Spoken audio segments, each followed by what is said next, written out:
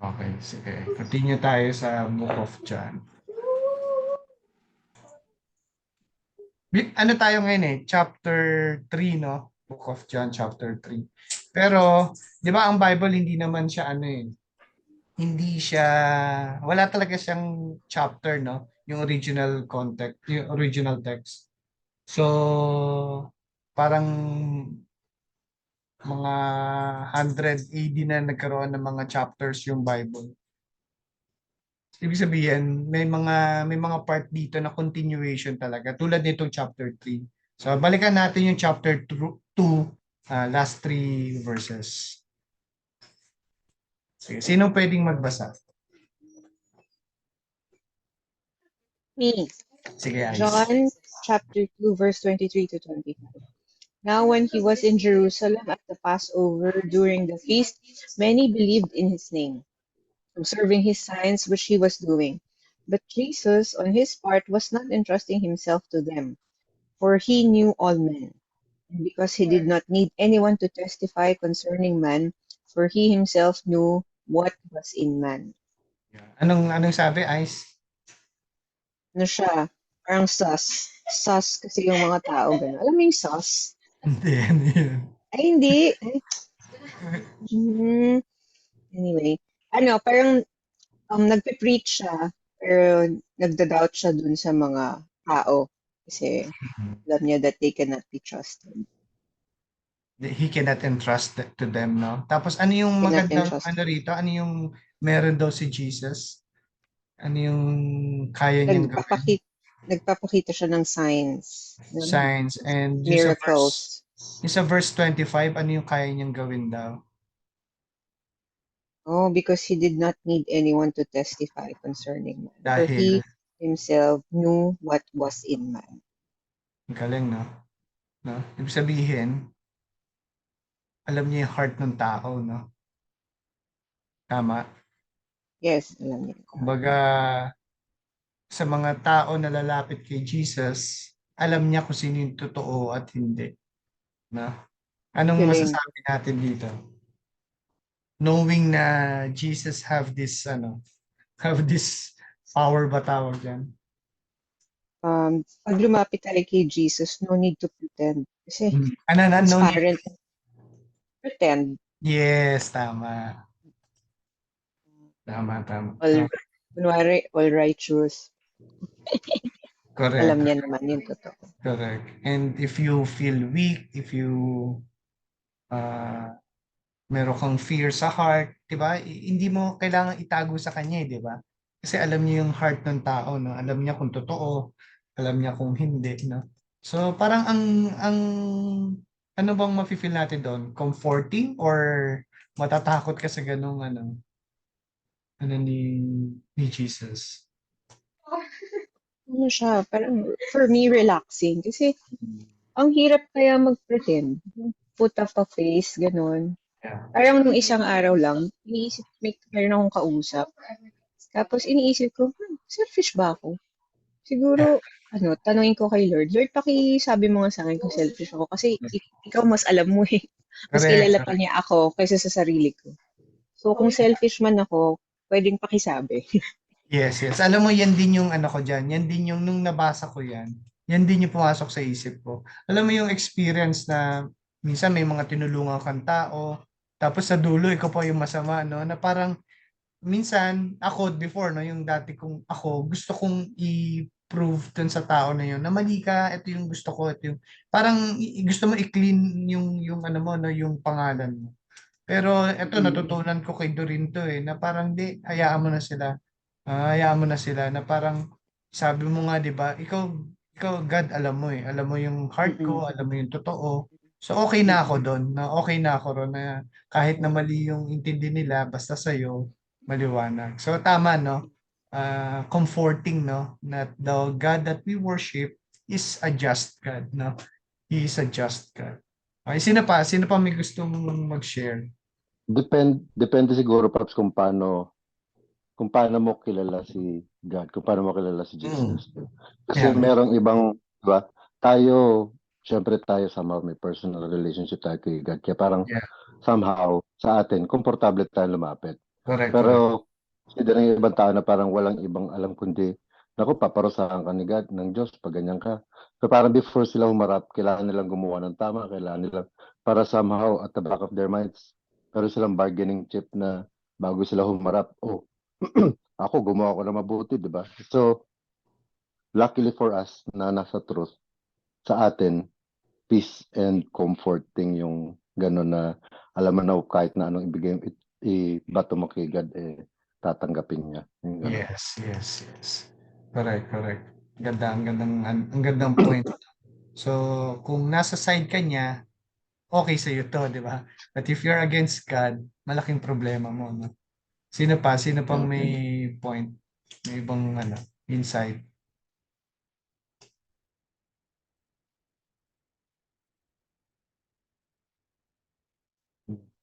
So, according dito sa binasa ni Ice, no, maraming lumalapit sa kanya kasi ang dami niyang pinapakitang signs no. Marami siyang miracle. So, kahit naman sa time natin ngayon, 'di ba, pag ganyan, sumisikat kayo, 'di ba? Pero sabi ni Jesus, no, hindi raw niya ini-entrust yung sarili niya dun sa mga tao na 'yon. Bakit? Because he knows their heart, no? Sabi niya, for he himself knew what was in man. Sabay pasok ng chapter 3. Now there was a man of the Pharisees named Nicodemus, a ruler of the Jews. No? Ang ganda, no? Parang mas magiging clear sa atin ngayon. Ano ngayon yung heart ni Jesus para kay Nicodemus? Kung sa mga ibang tao, hindi niya ine-entrust yung sarili niya, pero dito kay Nicodemus, pinuntahan siya ng isang gabi, pinuntahan siya ni Nicodemus, pero binigyan ni Jesus yung time niya. 'Di ba? Ibig sabihin, he knows the heart of Nicodemus. Sabi rito, no, Nicodemus is a Pharisee, no? Sa familiar na tayo sa Book of John before, 'di ba? So nakikita na natin that ito yung story na parang ang bida si Jesus, ang villain ang Pharisee, 'di ba? So magkalaban tong dalawa na to, 'di ba? Pero in-entertain ni Jesus, no? So ano ba yung Pharisee? Ano ba yung Pharisee? Alam niyo nung bago akong Christian, nalilito ako between a Pharisee and a Sadducee. Naririnig natin lagi, akala ko dati, parehas lang yung dalawang yan, no? Tingin ko, lahat sila kalaban ni Jesus, no? Sila parehas yung nagpapako kay Jesus sa cross. Pero alam niyo, natutunan ko, no? Sobrang laki pala ng difference ng Sadducees tsaka Pharisees. So tingnan natin, no? Ang Pharisees, conservative sila, no? Pero ang Sadducees, liberal. Yung Pharisees, they believe in Torah, they acknowledge the Torah and the prophets. Pero ang Sadducees, Torah lang, yung Mosaic law lang pala, no? But not the book of prophets. Yung mga Jeremiah, yung mga ganun, hindi nila nare-recognize. Yung Pharisees, respected by the common man, no? Ginagalang sila, pero ang Sadducees, galit sa kanila yung mga tao. Tandaan natin, no, na ang setup nila nito is under sila ng Roman rule. So parang ang tingin ng mga Jews sa Sadducees, mga tuta ng Rome. Ganun yung tingin niya. Ito yung magandang difference nila. Yung Pharisees, they control synagogues. Yung synagogues, mga maliliit na parang kapilya yan mga small chapels yan synagogue. Diyan nagtuturo si Jesus, yung binasa niya yung scroll ni Isaiah, nasa loob siya ng synagogue, no? Ang Sadducees, they control the temple. No? So, yung nung time na nagalit or nag-turn ng table si Jesus, Sadducees yung mga nandun. Yun yung temple di ba? Pero yung synagogue, yung nagbibigay, nag-aabot sa kanya ng scroll are the Pharisees, no? So, kung titingnan mo, hindi talaga sobrang sama ng Pharisees, no? Gusto lang nila maging tama sa Diyos, sa mata ng Diyos, no? Sincere sila sa pag-worship at commitment nila, no? In obeying the law, di ba? So, sobrang gusto nila mag-commit, alam mo, halos na memorize na nila yung books in the Bible, yung 5 books, yung Torah, no? Ibig sabihin, ayaw nilang magkamali. No, committed sila in obeying the 10 commandments, no? Example lang yung keeping the Sabbath day. Sobra nilang nililiteral yun, no? In fact, nakabuo sila ng 24 chapters. Nakalimutan ko yung tawag doon sa libro na yun Pero yung meron silang 24 chapters doon sa book na yun. Parang gumawa sila ng bagong Bible. para lang sa Sabbath day, yung ano, kasi di ba ang Diyos tumahimik siya from Book of Malachi hanggang New Testament, di ba? 400 years yun na tahimik ang si God.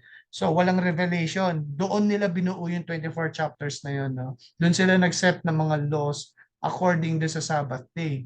Sabi nila, yung work daw, yung ibig sabihin daw ng word na work, no, hindi ka pwede magbuhat ng kahit sobrang gaan na bagay. So example, magsisintas ka ng sapatos, hindi pwedeng dalawang kamay yung gamitin mo. Kailangan isa lang. Bawal dumura. Bakit bawal dumura ng Sabbath day? Kasi raw yung saliva mo nag-meet up ng dust, it will create a mortar. So parang construction. So for them, work 'yun, no? Ngayon, pag pumunta ka sa Jerusalem, meron ka pa rin makikita mga Sabbath elevator. Ano tong ginagawa ng Sabbath elevator? Pagdating ng Sabbath day, yung elevator na yan, non-stop yan, hindi mo kailangang i-press yung number, yung floor level na pupuntahan mo. Kasi bawal din pumindot sa elevator during the Sabbath day. So basta continue yan. Kunwari, nasa 10th floor ka, hintayin mo momento, hintuin ng 1, 2, 3, 4, ganun. Yun yung Sabbath elevator, no? So, makikita mo na talagang ano sila, no? Talagang niliteral nila kasi gusto nila maging tama.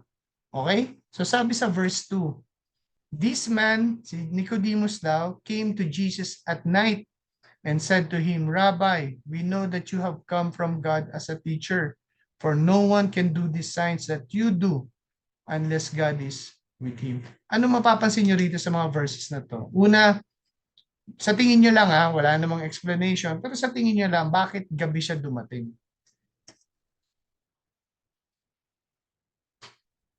Jeep, ikaw, tingin mo, Pops. Bakit siya gabi dumating? Sa tingin ko, kasi nga Pharisee siya, so baka mayroong makakita sa kanyang pagkaaraw. So, sa gabi niya pinuntahan si Jesus. Ayun, yun. Yes. Ako rin, no? Yun din ang... Tulog ang Marites. Sige, Mark. Ano, no? Tulog ang Marites. Ako rin yan din ang ano ko no, na iba kasi yung gabi, no? Iba yung gabi pag meron kang gustong ilihim or itago, 'di ba? Sa mga ganun time mo bibigay. Tingin ko, duda siya kung sino si Jesus, paano kapag mali siya? Sinalalay niya, ano yun? Tinake risk niya yung pagiging Pharisee niya, no? At mamaya makikita natin, no, na si Nicodemus, hindi lang siya basta Pharisee. Galing siya sa exclusive group na Sanhedrin. Yung Sanhedrin, para siyang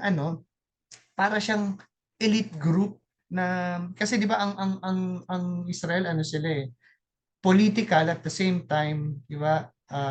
Theoretical theocracy no yung religious and government magkasabay, no? So kung Pharisee ka at the same time nandoon ka rin sa ruling leaders ka rin. Ang tawag nila ron Sanhedrin. Piling-pili yung Sanhedrin na yun, no? Ang meron nga akong nabasa before, parang 70 members lang ang meron ng Sanhedrin eh. At si Nicodemus, isa doon. So ano siya, di ba? Hindi lang siya religious, leader pa siya, at elitista siya. Di ba? I-risk niya yun, no? I-risk niya yung title niya yun, yung position niya yun, sa pagpunta kay Jesus. Eh, hindi nga siya sigurado sino ba talaga si Jesus, no? So, sobrang yaman niya, sobrang in power siya, sobrang prestigious yung position niya. And yet, he came to Jesus at night, no? Anong makikita mo ron, no? Doon sa aspect na yun. Kumbaga, kahit mayaman na siya, religious pa siya, in power pa siya, kumbaga, parang kung titingnan mo siya, nasa kanya na lahat, nasa kanya na lahat. Pero meron pa rin siyang in search pa rin siya, no, for something else. Di ba? Siguro may emptiness pa rin si Nicodemus, no? Risky itong ginawa niya pero meron pa rin siyang hinahanap. Sabi niya rito, no, Rabbi, we know that you have come from God as what? As the Son of God? Hindi, no? Ang sabi? As a teacher. Hindi niya nakikita si Jesus as God. As a teacher lang. Alam mo hanggang ngayon pumunta ka sa Israel or mga Muslim, they recognize Jesus na part siya ng history. Talagang merong Jesus nung yung naniniwala silang lahat, no? Pati mga Judaism, no? Naniniwala sila lahat. Pero ang tingin nila kay Jesus, teacher lang. Teacher, hindi siya son of God, no? Pero dito, no? May revelation na makikita na revelation na makikita si Nicodemus na si Jesus hindi lang siya ordinary teacher, no? So anong sabi sa next verse? Sabi, Jesus responded and said to Nicodemus, "Truly, truly, I say to you," sabi niya, "unless someone is born again, he cannot see the kingdom of God." No? Question ko sa inyo, when you hear the word born again, ano pumapasok sa isip niyo?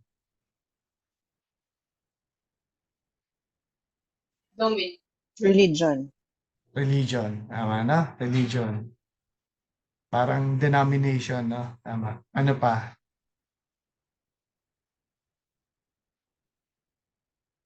Charismatic church. Parang amen, amen, di ba? Parang gano'n, parang hallelujah, amen, di ba? Yun yung dating ng born again eh, di ba? Born again. Actually ako nung hindi pa ako Christian, pag naririnig ko yan, naririndi tenga ko. Parang ayan na yung mga ano, ayan na yung mga iko-condemn ka, Maingay. parang gano'n. Ha? Ano, Banal. Ais? Ah, Maingay. Tsaka parang Ay, iko-condemn ka, parang mali ang ginagawa. May mga classmate kasi akong born again before, ganun sila. No, pag iinom kami rito, ay, hindi kami pwede dyan, born again kami. Parang gano'n, parang sama-sama mo tuloy na pag may born again. So, ako, dati may pinakilala sa akin, born again, parang natatakot ako eh. Parang, teka lang, hindi bagay sa akin parang ang perfect, no? Ang perfect ng mga born again. Sabi nga ni Ice, religion, no? Religion. Pero sabi niya rito, no? He cannot, unless someone is born again, he cannot see the kingdom of God. Can you see the kingdom of God? Jeep, ikaw, nakikita mo ba yung kingdom of God? Hindi, no? Hindi naman talaga eh. Kaya, kumbaga, wala naman nakakita talaga ng kingdom of God eh. Kasi yung kingdom of God, spiritual. Di ba? Spiritual. Actually, tayo ngayon, no? Tayo ngayon, no? Kung meron kang ginagawa, no? In advancing the kingdom of God, present yung kingdom of God sa moment na yun. No? For example, ngayon, nag-aaral tayo ng Bible study. Di ba? Yun yung kingdom of God, no? Kumbaga, yung church, yung gathering of the church, nandun yung Holy Spirit, no? Na nag-govern doon sa grupo na yun. And that is the kingdom of God. Anytime na na-advance na yung gospel, nandun yung kingdom of God. Pero pag titingnan mo, hindi mo talaga siya nakikita. So, ibig sabihin, si Jesus, nandun siya sa spiritual side, no, na sinasabi. So, ibig sabihin, born again is not a religion. It is an experience, no? It is an event. It is an event, no? Ano yung sinasabi ni Jesus dito? Parang niya sinasabi na Nicodemus, no? Siguro, tingin mo, you are a good man. Tingin mo na okay ka, well-versed ka, no? Pero hindi yun enough eh. Siguro you're thinking na you're religious, 'di ba? Pero hindi yun yung ano eh, hindi yun yung way to heaven eh. Na tingin mo na nagawa mo na lahat para makarating sa kingdom of God, pero ang sabi ni Jesus, kailangan pagdaanan mo 'to. Itong event na 'to, itong experience na 'to, you need to be born again. You need to be born from above. So tingnan mo yung grammar ni Jesus ha. Sabi niya, truly, truly, I say to you. Ibig sabihin, hindi to optional. Hindi to optional. Lahat kailangan dumaan dyan. So very crucial, no? Very crucial yung message niya. So sabi, sabi ni Nicodemus sa kanya, how can a person be born when he is old? He cannot enter his mother's womb a second time and be born. Can he? Sabi niya, no? So, si Nicodemus, nandun siya sa context ng physical birth. Nandun yung mindset niya, no? Hindi niya ma-picture yung sinasabi ni Jesus kasi si Jesus naman nandun sa context ng spiritual birth. Alam mo, sa experience ko, no, in sharing the gospel, yan yung malaking challenge na nakikita ko palagi. Na isa sa mga mahirap na ma-encounter mo, paano mo i-connecta yung dalawang yan, na yung sinesharean mo, wala pa siyang spiritual sense, di ba? Nandun pa siya sa physical sense, tapos ibibigay mo sa kanya yung spiritual, spiritual truth. At alam mo, no, pag na-encounter mo yan, isa lang lagi ang solusyon yan. Whenever you share the gospel, tandaan mo lagi, huwag mong gawin yun sa sarili mong lakas, tsaka sa dunong mo. Gawin mo yun in the power of the Spirit. Ibig sabihin, hayaan mo si God yung magsalita para sa'yo. Kasi apart from the power of the Spirit, hindi talaga mabubuksan yung mata ng isang sinner.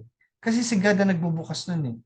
Kaya pansinin mo, no, after kinuman ni Jesus yung mga disciples niya to preach to all nations, biglang sinabi ni Jesus, pero hintayin niyo wait for the Holy Spirit.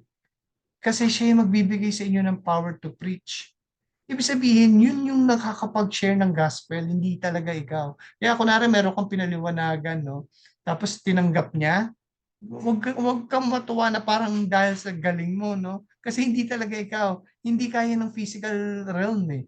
Talagang spiritual yung makakapag-open sa mata ng unbeliever eh, no? Kaya alam nyo, no, pag nasa welcome center ako, habang kunwari meron nagkikwento sa akin na guest, no? Tapos, minsan nakatingin lang ako sa mata niya, no? Pinapakinggan ko yung sinasabi niya. Pero alam mo, minsan nagpipray ako eh. Kasi hindi ko talaga alam sasabihin ko eh. Alam mo, pag nandun ako sa welcome center, minsan ang bibigat ng mga issues nila. Ang bibigat. Minsan nga inisip ko, parang sana wag mo nang ino-open sa akin to. Parang ang bibigat ng mga binibigay nila. Tapos habang nakatingin ako sa kanila, nagpipray na lang ako kung ano sasabihin ko. Lord, ikaw bahala mag-minister dito. Tapos magugulat ka, may sasabihin ako kunwari na may sing part, biglang humahagulgol yung tao na parang yung hinihintay niyang, feeling ko yung pinagpipray niya kay God, na siya ay nagsasalita, parang doon sa word na sinabi ko, parang doon niya nakuha yung sagot, parang ganon, na, which is possible, di ba? Pwede kang gamitin ni God talaga, no, na maging herald niya. So, ibig sabihin, no, ano ka lang talaga, no? Parang messenger ka lang talaga. Messenger ka lang talaga. Pero ang mag-open talaga ng, yung magtatanggal talaga ng veil sa unbeliever is the Spirit of God, no? So, paano ipapaliwanag ni Jesus kay Nicodemus yung difference ng physical birth and spiritual birth? Sabi sa verse 5, sagot ni Jesus na, truly, truly, I say to you, unless someone is born of water and the Spirit, he cannot enter the kingdom of God. No? Alam nyo, marami ang intindi sa verse na yan na kailangan magpabaptize ka muna bago ka masave. Kasi water and the Spirit, di ba? Pero sabi ko nga, ulit-ulitin ko, no? Hindi kasi literal yung interpretation eh. Sinimulan na ni Jesus na hindi literal eh. Si Nicodemus ang literal eh. Pero hindi sila nagtutugma eh. Di ba? So obviously, si Jesus, puro images lang yung pinipresent niya kay Nicodemus. Hindi literal, but spiritual. So hindi pwedeng spiritual yung mga umpisa, bilang literal na yung water. Hindi pwede, di ba? Dapat tuloy-tuloy yun. Walang literal, puro images lang. Para sa akin, yung water dito is not about baptism. Kahit na hindi ka mabaptize, hindi yun prerequisite, no, ng salvation mo. Pero ito rin sa akin. Kung meron kang chance na magpabaptize at hindi ka nagpabaptize, tingnan mo rin yung heart. Tingnan mo rin yung heart kasi kinuman tayo no, to be baptized. So kung hindi natin susundin, hindi naman nawala yung salvation mo, pero check your heart. Kasi in obedience tayo dapat, di ba? So para sa akin, yung water dito is not about baptism. Na para in order for you to see the kingdom of God, you need to be baptized by water and the Spirit. Hindi ganun, no? Para sa akin, yung water dyan is sanctification. Yun yung para sa akin para sa akin sanctification. At ito yung papakita kong argument. Pag tinignan mo kasi yung book of Ezekiel sa Old Testament, no, merong binigay na promise si God sa mga magsusurrender. Yung future na magsusurrender sa Kanya. Sabi ni God sa Ezekiel, I will sprinkle clean water on you. Sabi niya, no, and you will be clean. I will cleanse you from all your impurities and from all your idols. And I will put my spirit in you. Di ba? And move you to follow my decrees and be careful to keep my laws. Pansinin mo para makapag-follow ka raw ng decrees and to keep God's law, kailangan nandun yung spirit ni God sa'yo. So kunwari, lahat naman tayo, di ba? Ganun ang pinanggalingan, no? Disobedient tayo, we are, di ba? We are in rebellion against God. So hindi mo kayang i-please si God. Kasi wala sa yung spirit eh. Kailangan you surrender first. Pag binigay na niya yung spirit niya sa'yo, kaya mo na mag-bear ng fruit. So you cannot bear fruit apart from the vine. Pero makikita mo rito, di ba? Parehas eh. Para sa akin, no, kung totoong Kristiyano ka, imposibleng walang pagbabago na mangyayari sa'yo.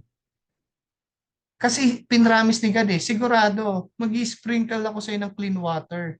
And, anong assurance mo? And you will be clean. Malilinis ka talaga. Talaga yun yung direction ng buhay mo. Sabi niya, I will cleanse you from all your impurities. Walang matitira. And from all your idols. Yun yung masakit eh. Pag tinatanggal ni God yung idolatry mo sa katawan, ang sakit-sakit niya, no? Nakakala mong hindi naman masamang bagay, pero tinatanggal niya. Pero part yon no? Pag-sprinkle niya ng clean water. And I believe that is sanctification. Yeah? So, hindi pwedeng nung sinurrender mo yung buhay mo sa Diyos, let's say you're a womanizer, no? Tapos after 20 years, yun pa din lifestyle mo. Pero kiniklaim mo, hindi, Christian na ako. Hindi pwede. Hindi pwede kasi may water eh. Yeah? Pwede kang madapa once in a while kasi lahat tayo may favorite sin, di ba? Pero hindi pwedeng doon ka talaga nakahiga. Hindi ka pwedeng, sabi nga ni Jesus kay Peter, di ba? Kailangan i-wash ko pa rin yung feet nyo. You are already clean, pero kailangan ko pa rin i-wash yung feet nyo. Kasi nakatapak ka pa rin sa lupa eh. Di ba? Iba yung sinful lifestyle sa nadadapa ka lang ulit. Iba yun, magkaiba yun. No? So dapat merong evidence na makita sa buhay mo. So tingnan mo sa next verse. Sabi niya, that which has been born of the flesh is flesh, and that which has been born of the spirit is spirit. Do not be amazed that I said to you, you must be born again. Yung born again, no, sa Greek, it's anothen. Ano ibig sabihin nun? From above. Alam mo, sabi ko nga eh, sana yan na lang yung ginawang translation eh. From above, no? Born from above. Ibig sabihin, spiritual nga. Hindi ka born from the land, but from above. Di ba? Not flesh, but spiritual rebirth. Kaya dapat may pagbabago. Kasi di ba sabi, you are now a new creation. The old has gone, the new has begun. No? Tapos in-explain ni Jesus, if you are born from above, ano dapat ang meron ka? Sabi niya, the wind blows where it wishes and you hear the sound of it. But you do not know where it is coming from and where it is going. So is everyone who has been born of the Spirit. Sabi ni Jesus, hindi mo daw makikita yung wind, pero alam mo na nandyan siya. Di ba? Sabi pa niya, no, naririnig mo pa nga eh. Alam mo yung tunog ng hangin eh, di ba?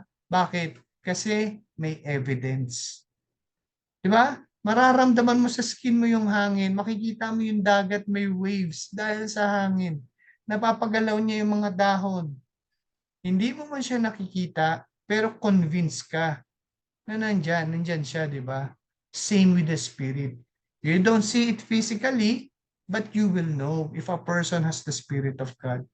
Because there will be evidences. Meron. Nung sinurrender ko yung buhay ko sa Diyos, no, 16 years ago, ganun na katagal, no, wala akong naramdaman na kakaiba. No? Pagka-accept ko sa Kanya, wala akong naramdaman. Pero alam ko na nung oras na yon, God has placed in me His Spirit.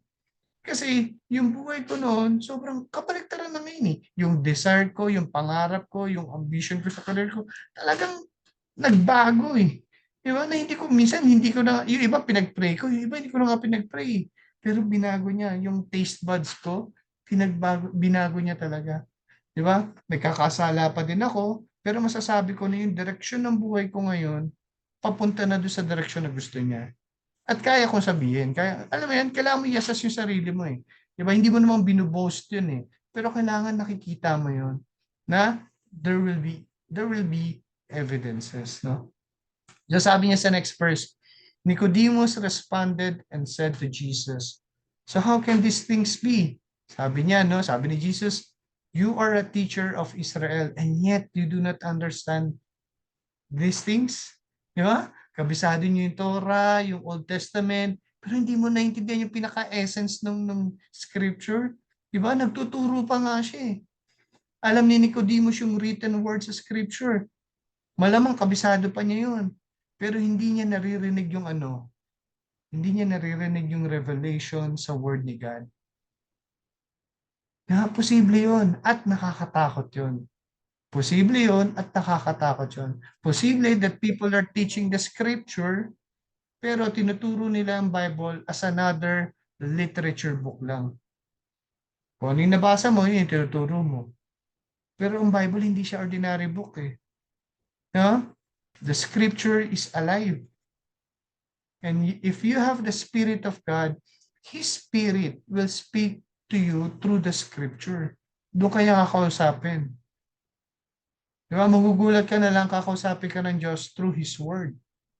Yun yung Logos tsaka Rhema, di ba? Yung pinag-aralan natin before. Yung Logos is the scripture, pero yung Rhema is the personal word ni God sa'yo. Alam mo ako, minsan may mga magsasabi sa akin, uy, alam mo, yung minsan sinabi mo, ganyan, ganyan, ganyan, ganyan. Tapos pinapakinggan ko, wala ako sinabing ganun before.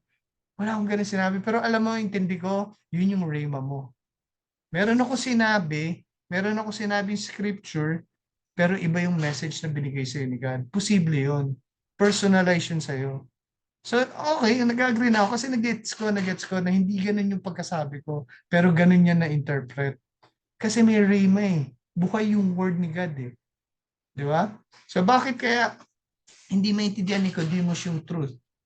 Bobo ba siya? Hindi eh. Di ba? Hindi naman bobo si Nicodemus eh. Elitista nga eh.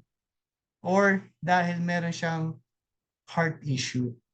Sabi ni Jesus, no? Truly, truly, I say to you, we speak of what we know and testify of what we have seen. And you people, sabi niya, do not accept our testimony. If I told you earthly things and you do not believe, how will you believe if I tell you heavenly things? Ano yung sabi ni Jesus? The problem of Nicodemus is not his head, but his heart. Hindi niya maintindihan ng totoo, ayaw lang niya maniwala sa mga claims ni Jesus. Alam mo, no, kadalasan ng problema is not intellectual. Many times it has to do with our heart, no? Hindi mo siya maintindihan, pero ayaw mong aminin na hindi pala tama yung nakasanayan mo. Diba? Kaya sabi ni Nicodemus sa verse 9 kanina, di ba? Nung nag-respond siya kay Jesus, sabi niya, how can these things be? Hindi niya matanggap eh. Paano mangyayari yun?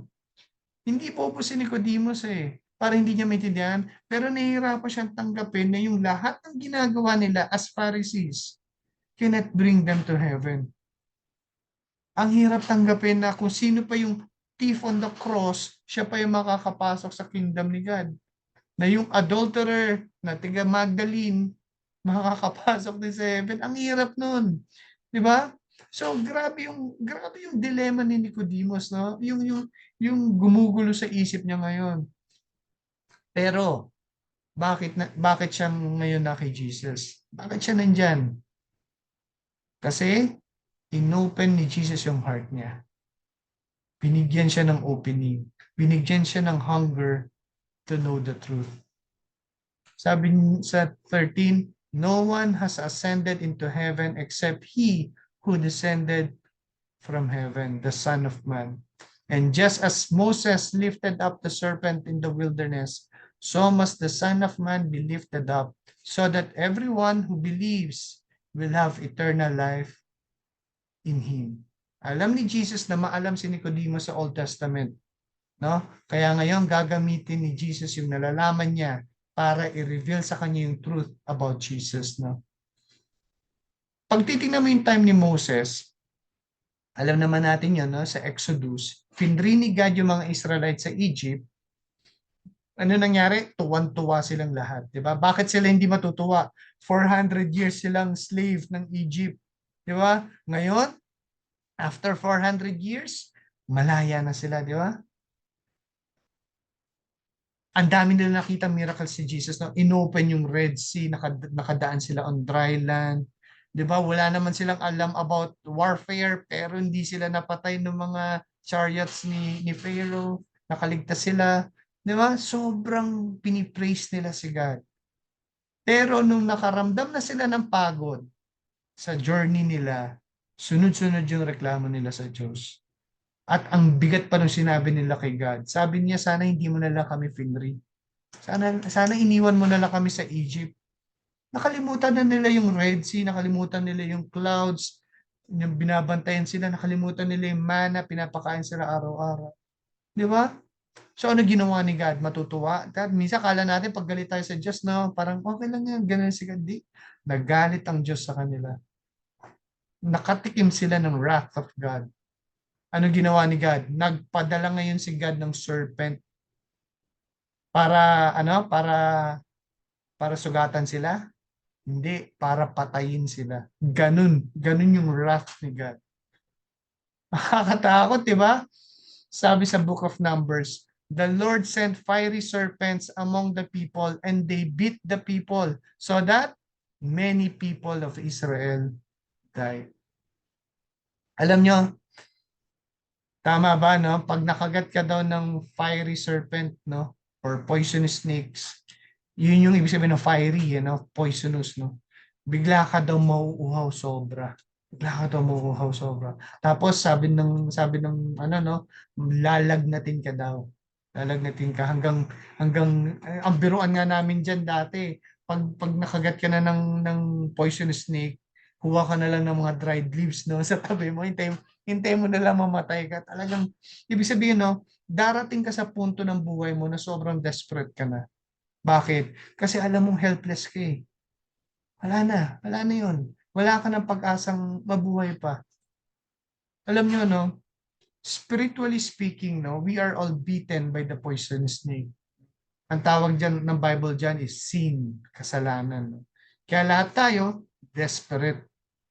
Thirsty tayo for something that will satisfy us. Na lahat tayo may ganun. No? Iba-ibang form lang yung way natin kung paano mawala yung thirst na yon. Pero lahat tayo, uhaw tayo. Na gusto nating masatisfy. Ang problema, never tayo masatisfy. Lalo na pag na-reach mo na yung peak. Malalaman mo na. Kaya yung mga nagsuicide, yung mga naka-reach na ng peak. Kasi alam nila wala rin dito. Wala rin dito yung magsasatisfy sa akin. No? Alam natin may mali eh.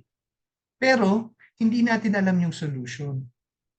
Tulad ng mga Israelites, no, sa panahon ni Moses, inamin nilang kailangan nila ng tulong. Sobrang kailangan nila ng tulong. Nagmakaawa sila. Naubos yung pride nila, yung pagrereklamo nila, nakalimutan nila. Nagmakaawa sila ngayon kay Moses.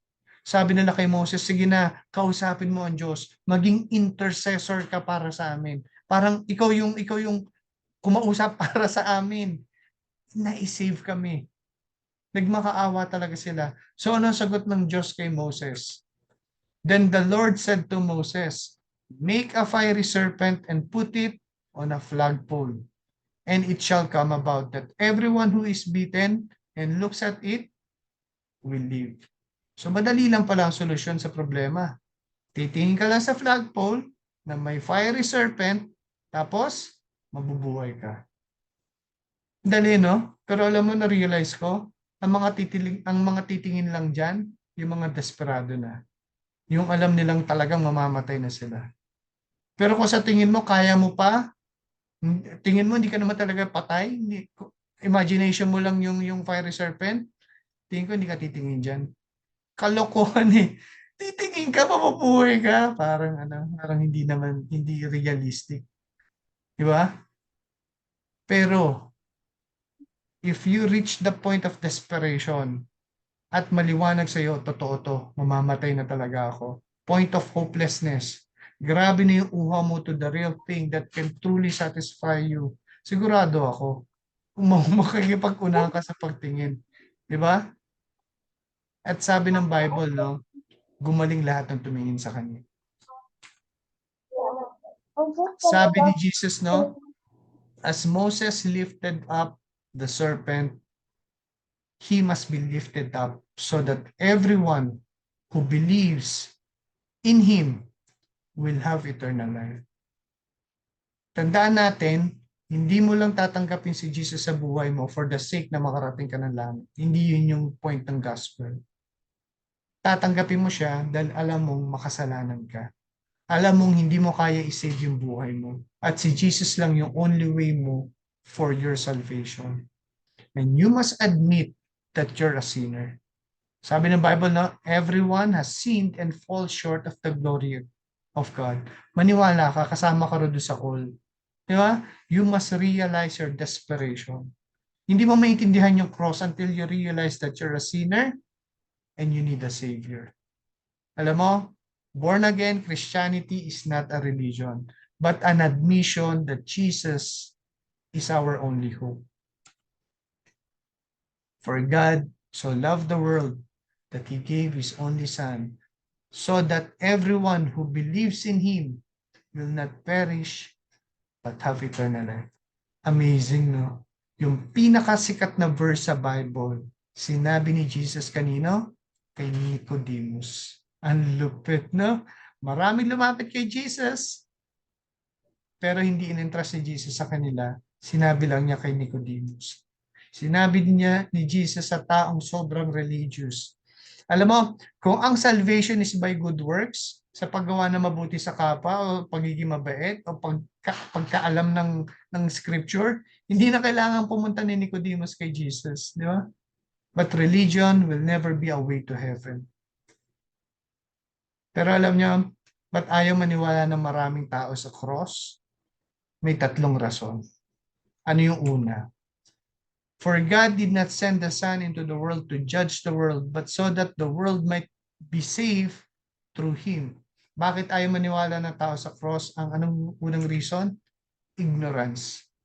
Akala na marami dumating ang Diyos to judge us. So ang ginagawa ng tao, nagpapakitang gilas tayo sa Diyos. Di ba? Mabait ako, Lord. O, tingnan mo, no?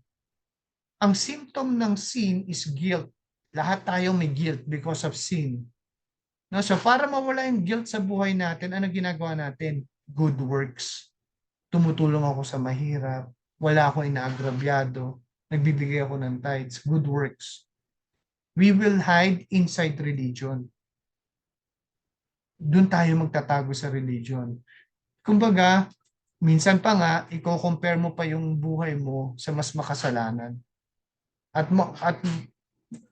through emotion, mararamdaman mo talaga, save ako.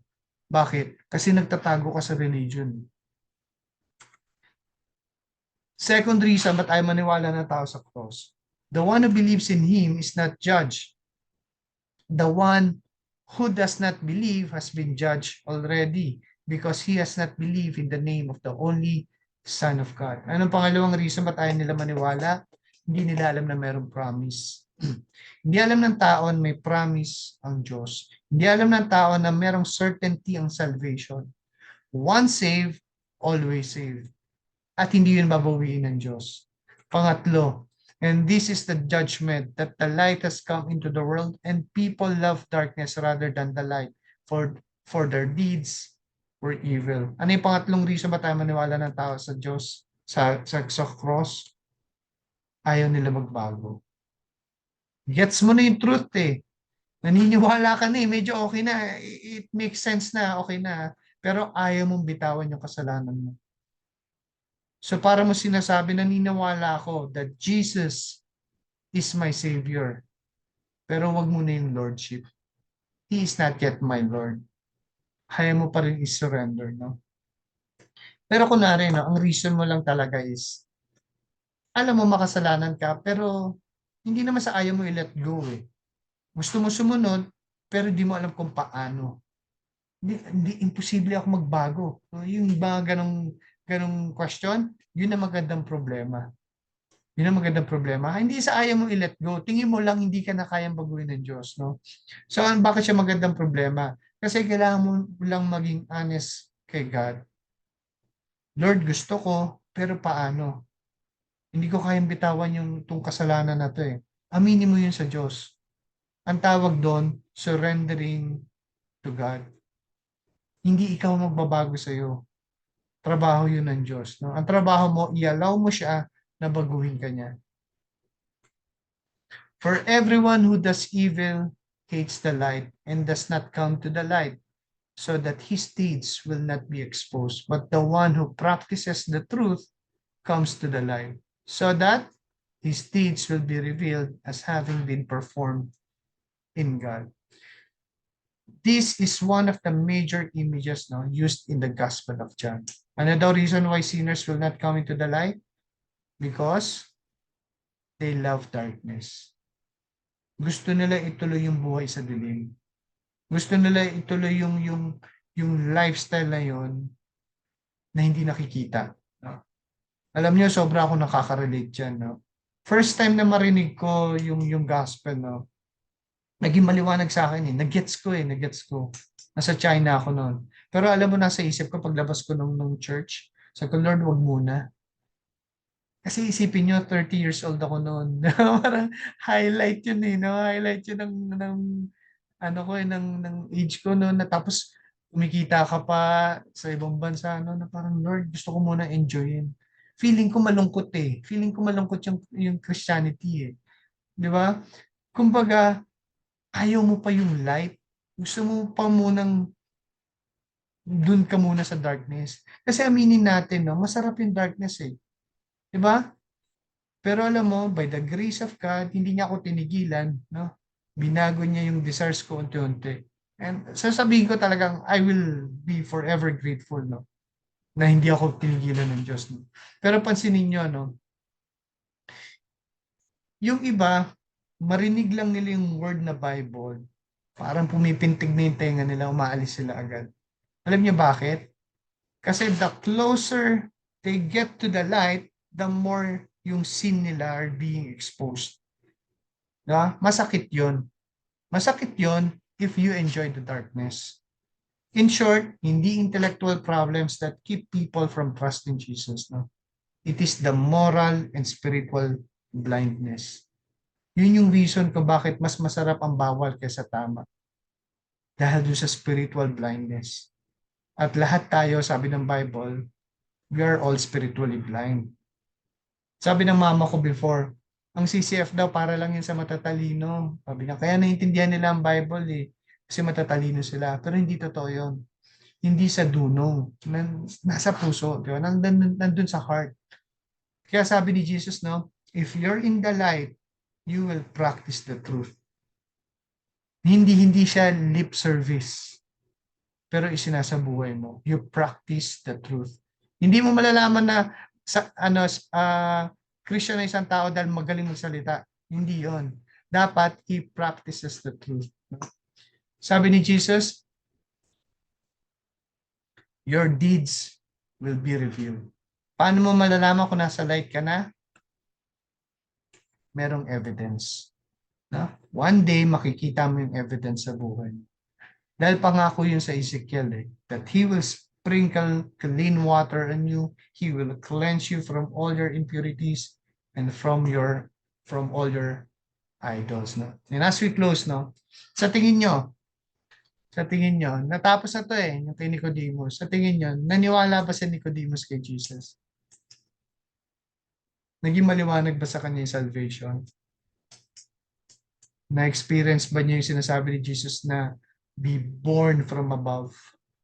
Tingin niyo.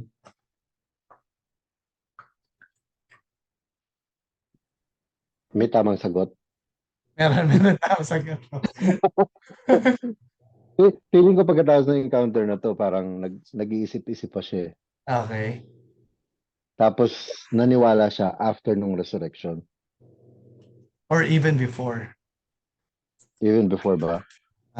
Kasi ang kasi alam ko nandun na sa resurrection eh. at tingnan natin Even before. Hindi, tama. Even before. Kasi nung namatay siya sa cross, nandun na si Nicodemus. Yun ang puntahan natin. Nasa chapter 19 yun.